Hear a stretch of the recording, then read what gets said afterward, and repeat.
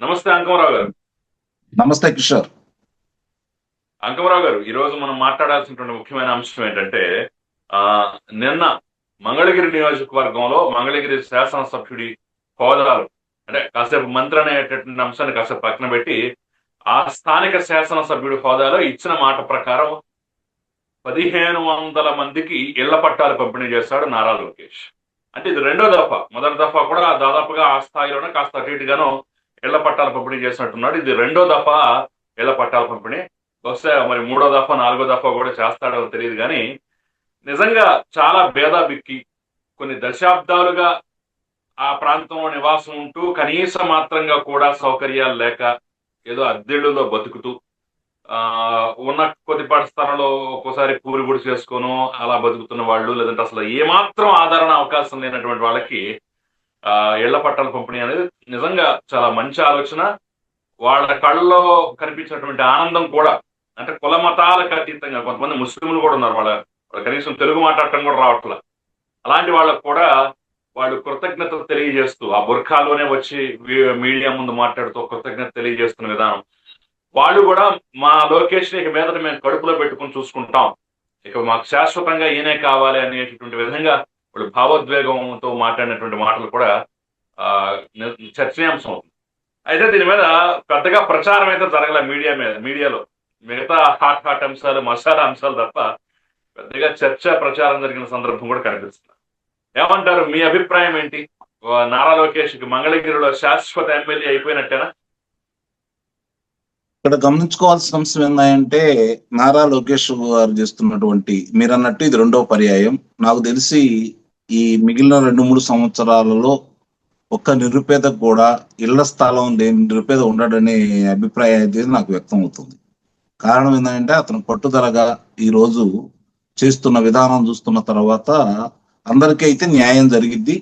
వాళ్ళు లోకేష్ గారిని గెలిపించుకున్న తీరు, ఎందుకంటే అన్ని వేల ఆధిక్యతోటి 90,000 ఆధిక్యతోటి అతను గెలిపించుకున్న తీరు, వాళ్ళ యొక్క అభిమానాన్ని ఏమాత్రం తగ్గించుకోకుండా ఇంకా పెంచుకునే విధంగా ఆ నియోజకవర్గ పరిధిలో జరుగుతున్న అభివృద్ధి కావచ్చు, ఇప్పుడు 2 సార్లుగా ఇచ్చినటువంటి ఇళ్ల స్థలాల విషయం కావచ్చు, ఆ నియోజకవర్గాన్ని గురించి ఒక మంత్రిగా, అలాగే ఇప్పుడు పార్టీలో బాధ్యతగా ఉండి దేశ విదేశాల్లో పెట్టుబడుల కోసం తిరుగుతున్న లోకేష్ గారు నియోజకవర్గం మీద ఎలాంటి దృష్టి పెట్టారు, తను అందుబాటులో ఉన్నాడా లేదా అనేది తీసి పక్కన పడేస్తే, నియోజకవర్గంలో ఏం జరుగుతుంది ఎప్పటికప్పుడు తెలుసుకుంటూ ఏ విధంగా ముందుకెళ్తున్నాడు అనేది దీన్ని బట్టి మనకు అర్థమైపోతా ఉంది. ఇక్కడ మీరు అన్నట్టు గత 2 సంవత్సరాల నుంచి, ఒక్కరోజు కాదు 2 రోజులు కాదు, గత 2 సంవత్సరాల నుంచి ఇప్పటి వరకు చూసుకుంటా ఉంటే 2 సంవత్సరాల 1 నెల 10 రోజులు అవుతుంది ఈ కూటమి ప్రభుత్వం అధికారంలోకి వచ్చిన కాడి నుంచి తండ్రి కొడుకులు ఇద్దరు విదేశాలకి, అలాగే దేశంలో ఉన్న పారిశ్రామికవేత్తల దగ్గరికి కాలికి బలపం పట్టుకొని తిరుగుతూ పెట్టుబడులు తీసుకొస్తా ఉంటే దాని గురించి ఎక్కడా ప్రచారం జరగనీయకుండా జగన్మోహన్ రెడ్డి రాజకీయంగా చాలా చక్కగా వ్యూహాత్మకంగా ముందుకెళ్తున్నాడు అనేది వాస్తవం. చాలా మంది అతను ఏదో పిచ్చి పిచ్చిగా మాట్లాడుతున్నాడు, పిచ్చితనంగా ఉన్నాడు అని చెప్పి భావించినా రాజకీయంగా చాలా వ్యూహాత్మకంగా నిజమైన రాజకీయం చేస్తున్నాడు అనేది మాత్రం వాస్తవం. దానికి వీళ్ళు చేసినటువంటి ఈ యొక్క శ్రమని ప్రచారంలోకి రాకుండా అడ్డుకోవటంలో మాత్రం నిస్సందేహంగా విజయవంతం అయ్యాడు కిషోర్. అందుట్లో ఎలాంటి సందేహం కూడా ఏం లేదు. ఇప్పటికైనా దాదాపు 22 లక్షల కోట్ల రూపాయల పైన పెట్టుబడులు వచ్చిన ఈ సందర్భంగా పెట్టుబడులు దాదాపు మనం ఊహించిన దానికంటే చాలా ఎక్కువగా వచ్చినట్టే ఆంధ్ర రాష్ట్రానికి. కారణం ఏంటంటే భారతదేశ వ్యాప్తంగా వచ్చిన పెట్టుబడులు 25.3% ఆంధ్ర రాష్ట్రానికి వచ్చింది. ఇది నిస్సందేహంగా దీంట్లో లోకేష్ గారి యొక్క పాత్ర గణనీయంగా ఉంది, అందుట్లో ఎలాంటి సందేహం కూడా ఏం లేదు. ఆంధ్ర రాష్ట్రానికి బ్రాండ్ అంబాసిడర్ చంద్రబాబు నాయుడు గారు అయినా లోకేష్ గారి కృషిని కూడా ఇక్కడ మనం ప్రశంసించాలి, దాని గురించి కూడా మనం మాట్లాడుకోవాలి. ఈ రోజు చూస్తూ ఉంటే 10-15 రోజులకి ఏదో ఒక ప్రాంతంలో ఏదో ఒక సంస్థని శంకుస్థాపన చేయటం, లేదంటే ప్రారంభోత్సవం చేస్తూ ఈయన ముందుకెళ్తూ ఉంటే జగన్మోహన్ రెడ్డి, వైఎస్ఆర్సీపీ పార్టీ వాళ్ళు దాన్ని పక్కకు పట్టించడానికి ఏదో కొత్త సమస్య, లేని సమస్య, ఎందుకంటే కొత్త సమస్య అంటే అక్కడ ఉన్న సమస్య కాదు, లేని సమస్యని ముందుకు తీసుకొచ్చి దాన్ని ప్రచారం చేస్తూ ఈ రోజు ఏ విధంగా ముందుకెళ్తున్నారో మనం చూస్తూనే ఉన్నాం. దాన్ని సమాధానం చెప్పుకోవడానికి సరిపోతుంది. వీళ్ళు చేస్తున్నటువంటి అభివృద్ధి కావచ్చు, తీసుకొచ్చిన పరిశ్రమలు కావచ్చు, కల్పించిన ఉద్యోగ సమస్యల గురించి కావచ్చు, ఇస్తున్నటువంటి 6 పథకాల్లో 4 పథకాలు అమలు చేసిన విధానం కావచ్చు, వీటి గురించి ప్రచారం జరగట్లేదు. అలాగే గ్రామ స్థాయిలో లేదు నియోజకవర్గ స్థాయిలో శాసనసభ్యుల నిర్లప్తత కూడా తెలుగుదేశం పార్టీకి ఒక రకంగా శాపం అని అయితే నేను భావిస్తున్నా. ఎందుకంటే మళ్ళీ శాసనసభ్యులు కావాల్సింది వాళ్లే, ప్రభుత్వంలోకి ఉండాల్సింది వాళ్లే. వాళ్ళు తీసుకోవాల్సిన జాగ్రత్తలు సరైన విధంగా సరైన తీరులో ప్రజలకు వివరించే విధానంలో ఎందుకో కొంత నిర్లిప్తంగా వ్యవహరిస్తున్నారనే అభిప్రాయం అయితే స్పష్టంగా నాకైతే ఇక్కడ కనపడతా ఉంది.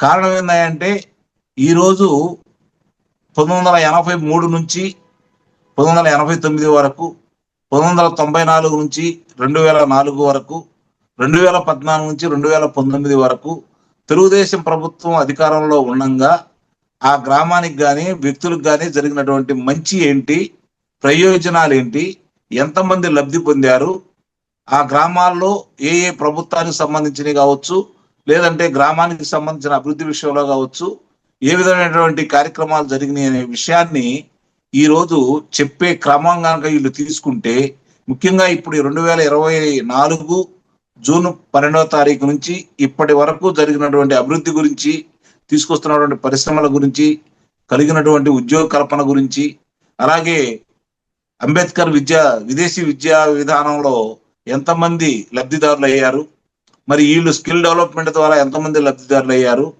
మరి ఇరిగేషన్ రంగాల్లో కావచ్చు, లేదంటే రోడ్లు కావచ్చు, వ్యవసాయ రంగంలో కావచ్చు, ఇలాంటి వాటినన్నింటినీ ఈరోజు చెప్పుకుంటూ ముందుకు తీసుకొని కనుక వెళ్ళగలిగితే నిస్సందేహంగా కూడా ఈ ప్రభుత్వానికి మేలు జరిగిద్దని అయితే నేను భావిస్తున్నాను. ఎందుకంటే ప్రభుత్వం ఓడిపోయిన ప్రతిసారి, అంటే తెలుగుదేశం ప్రభుత్వం ఓడిపోయిన ప్రతిసారి ఆంధ్ర రాష్ట్ర ప్రజలు ఓడిపోయారు కిషోర్. ఇక్కడ గమనించుకోవాల్సిన అంశం.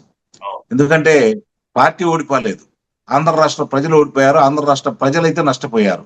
దీన్ని కూటమి పెద్దలు కూడా గమనించాలి. కాబట్టి ఇప్పుడైనా సరే లోకేష్ బాబు గారు ఇంత చక్కగా తన కార్యక్రమాలు నిర్వహించుకుంటూ ఒక మంత్రిగా అతను ఏ విధంగా ముందుకెళ్తున్నాడో మనం చూస్తూనే ఉన్నాం. అలాగే పార్టీ ప్రతినిధిగా కూడా ఆయన ఇలాంటి శ్రద్ధ తీసుకోవాల్సిన సమయం ఆసన్నమైందని అయితే నేను భావిస్తున్నాను కిషోర్. ఖచ్చితంగా. ఇప్పుడు మా మంగళగిరి నియోజకవర్గంలో ఈ మధ్య కాలంలో కొంతమంది పద్మశాలి నేతలు కానివ్వండి, కొంతమంది బయటకు వస్తున్నారు. వైసీపీ తరఫున ఈసారి ఎమ్మెల్యే కాబోయేది నేనే, మా పద్మశాలి ఓట్లు ఇన్ని ఉన్నాయని చెప్పేసి, అంటే మళ్ళీ కులాల కుంపటి రాజేసి, అంటే 2024లో కులాలకు అతీతంగా, మతాలకు అతీతంగా లోకేష్ కి అందరూ అండాదండగా నిలబడ్డారు. ఒక చిన్న టీ బంక్ దగ్గరికి వెళ్ళి మాట్లాడినా సరే భేదాభిప్రాయం లేకుండా, భిన్నాభిప్రాయం లేకుండా లోకేషే మాకు కావాలని చెప్పినటువంటి యూనిటీ అక్కడ 2024లో కనిపించింది. ఎందుకంటే విసిగిపోయి ఉన్నటువంటి జనం కాస్త ఒకే గొంతుగా మాట్లాడు కాబట్టి 91,000 పైచులకు మెజారిటీ వచ్చింది. కానీ ఈసారి కులాల వారీగా విడదీసేటటువంటి ప్రయత్నం, మతాల వారీగా విడదీసేటటువంటి ప్రయత్నం కూడా జరిగేటటువంటి అవకాశం కనిపిస్తుంది. సో మరి అభివృద్ధి పరంగా చూసుకుంటే మంగళగిరిని కొట్టే నియోజకవర్గం మరొకటి ఉండదు. ఎందుకంటే ఎంత చేశారు, ఎంత చేస్తున్నారు, భవిష్యత్తులో ఎంత చేస్తారని మన కళ్ళకి కనపడుతోంది. ఏది తీసుకొచ్చినా సరే మంగళగిరి ఒక ఐకాన్ గా చేసుకునే విధంగా నారా లోకేష్ ప్రయత్నం చేస్తూనే ఉన్నారు, నిధులు పట్టుకొచ్చుకుంటూనే ఉన్నారు. అయితే ఈ ఎఫెక్ట్ ఎన్నికలకు కనిపిస్తుంది అంటారా? ఇంతమంది ఈరోజు విశ్వాసం కనపరిచేటటువంటి అవకాశం ఉందా? మళ్ళీ ఈ స్థాయిలో మద్దతు ఇచ్చేటటువంటి అవకాశం ఉందంటారా? అందుకే నేను చాలా స్పష్టంగా చెప్పాను, రాజకీయం చెయ్యాలి అని.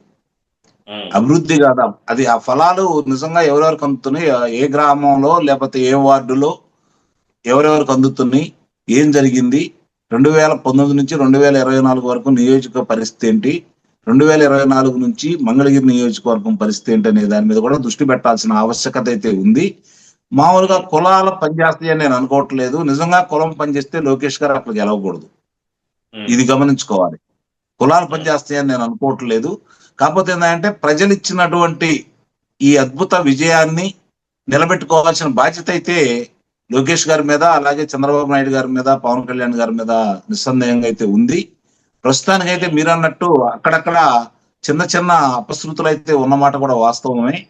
అవి అపశృతులే, కానీ దాన్ని సరి చేసుకోవడానికి సమయం ఉంది. ఇంకా 2 సంవత్సరాల 10 నెలల కాల పరిమితి ఉంది కాబట్టి అది సరి చేసుకునే అవకాశం అయితే వీళ్ళకి స్పష్టంగా ఉంది. అందుకనే ఇప్పటి వరకు తీసుకొచ్చిన పెట్టుబడులు చాలు నా ఉద్దేశం ప్రకారం. ఇక నుంచి మంత్రిగా అలాగే ఒక శాసనసభ్యుడిగా ఆ నియోజకవర్గంలో అంటే రేపు పొద్దున ఈ అసంతృప్తి అనేది ఒక 5-10 వేల ఓట్లు తగ్గితే తగ్గొచ్చేమో కానీ విజయానికి ఎలాంటి డోకా ఉంటుందని అయితే మాత్రం నేనైతే భావించట్లేదు. అది అని చెప్పని ఓవర్ కాన్ఫిడెన్స్ కూడా పనికిరాదు.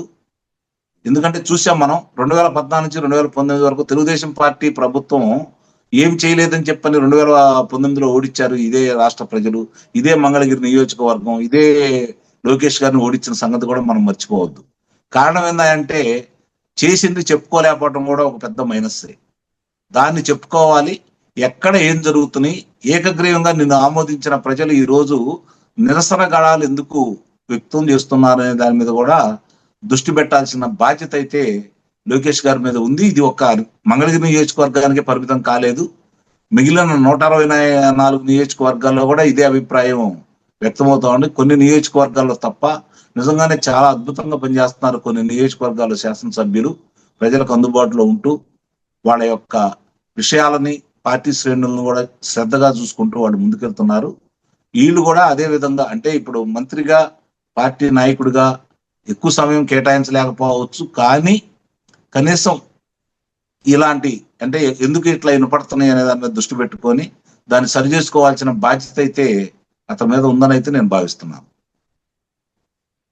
నెలకొక్క మండలం, సుమారు నెలకొక్క మండలాన్ని అతను ఎన్నుకొని అతను గనక ముందుకు తీసుకెళ్ళగలిగితే అన్ని పరపచ్చలు తొలగిపోతాయి. ముఖ్యంగా అతను చేసిన అభివృద్ధి అనేది వాడ ఇంటింటికి వెళ్లాల్సిన బాధ్యత అయితే ఉందని అయితే నేను భావిస్తున్నాను.